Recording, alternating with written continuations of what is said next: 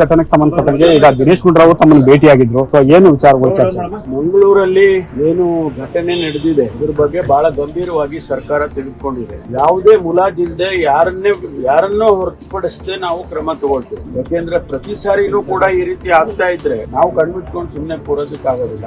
ಕಾನೂನನ್ನ ಇನ್ನೂ ಎಷ್ಟು ಬಿಗಿ ಮಾಡಬೇಕು ಅದನ್ನ ಖಂಡಿತವಾಗಿ ಮಾಡ್ತೀವಿ. ಯಾರನ್ನು ಮುಲಾಜಿಟ್ಕೊಳ್ಳೋದಿಲ್ಲ ನಾವು. ಎರಡನೇದು, ನಾನು ಕಳೆದ ಬಾರಿ ಮರ್ಡರ್ ಆದಾಗ ನಾನೇ ಖುದ್ದಾಗಿ ಹೋಗಿದ್ದೆ. ಆ ಸಂದರ್ಭದಲ್ಲಿ ಅಲ್ಲಿನ ಪರಿಸ್ಥಿತಿಯನ್ನ ಅರ್ಥ ಮಾಡಿಕೊಂಡು ನಾವು ಒಂದು ಆಂಟಿ ಕಮ್ಯುನಲ್ ಫೋರ್ಸ್ ಅನ್ನ ಮಾಡ್ತೇವೆ ಅಂತ ಹೇಳಿ ಬಂದಿದ್ದೇನೆ. ಈಗ ಅದಕ್ಕೆ ಸ್ವಲ್ಪ ಫಾರ್ಮಾಲಿಟೀಸ್ ಅಂದ್ರೆ ಯಾವ ರೀತಿ ಮಾಡಬೇಕು, ಯಾರು ಅದನ್ನ ಹೆಡ್ ಮಾಡಬೇಕು, ಅವ್ರಿಗೆ ಏನ್ ಪವರ್ ಕೊಡಬೇಕು, ಇದೆಲ್ಲವನ್ನು ಕೂಡ ಪರಿಶೀಲನೆ ಮಾಡಿ ಸ್ಟಡಿ ಮಾಡಿ ಅದನ್ನ ಮಾಡಬೇಕು ಅಂತ ಹೇಳಿ ಇವತ್ತು ನಿನ್ನೆ ದಿವಸ ಅದಕ್ಕೆ ಒಂದು ಸರ್ಕಾರಿ ಆದೇಶವನ್ನು ಕೂಡ ಹೊರಡಿಸಿದೆ. ಆಂಟಿ ಕಮ್ಯುನಲ್ ಫೋರ್ಸ್ ಅನ್ನ ತಕ್ಷಣ ಜಾರಿಗೆ ಬರೋ ರೀತಿಯಲ್ಲಿ ಸರ್ಕಾರ ಆದೇಶ ಹೊರಡಿಸಿದೆ. ಅದಕ್ಕೆ ಏನೆಲ್ಲ ಕ್ರಮ ತಗೋಬೇಕು ಅದನ್ನ ಡಿಜಿ ಅವರು ತಗೊಳ್ತಾರೆ. ನಾವು ಇದನ್ನ ಬಹಳ ಸೂಕ್ಷ್ಮ ಪ್ರದೇಶ ಅಂತ ಹೇಳಿ ಪರಿಗಣಿಸಿದ್ದೇವೆ. ಈ ಭಾಗವನ್ನು ದಕ್ಷಿಣ ಕನ್ನಡ ಜಿಲ್ಲೆ ಇರ್ಬೋದು, ಉಡುಪಿ ಇರ್ಬೋದು, ಶಿವಮೊಗ್ಗ ಇರ್ಬೋದು, ಈ ರೀತಿ ಕಮ್ಯುನಲ್ ಆಕ್ಟಿವಿಟೀಸ್ ಗಳು ಎಲ್ಲೆಲ್ಲ ಆಗುತ್ತೆ ಇವುಗಳನ್ನ ಬಹಳ ಸೂಕ್ಷ್ಮ ಪ್ರದೇಶಗಳಾಗಿ ನಾವು ಪರಿಗಣಿಸ್ತೇವೆ. ಮತ್ತು ಯಾರನ್ನು ಮುಲಾಜಿಲ್ಲದೆ ನಾನು ಹೇಳೋದಿಲ್ಲ ಏನ್ ಕ್ರಮ ತಗೊಳ್ತೀವಿ ಅಂತ ಹೇಳಿ ಹೇಳೋದಕ್ಕೆ ಹೋಗೋದಿಲ್ಲ.